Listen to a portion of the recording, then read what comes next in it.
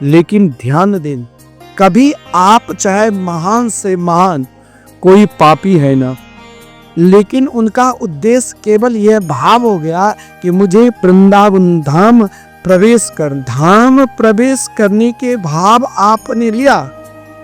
क्योंकि धाम वो सर्वोपरि है जहां पर निरंतर भगवान वास कर रहे हैं। आज भी चाहे महान से महान पापी क्यों न हो, यदि महाराज वो पापी थे,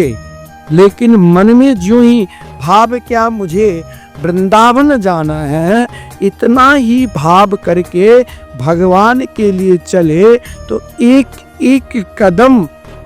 धाम के लिए चलने से करोड़ों अश्वमेध यज्ञ करने का फल मिलता है।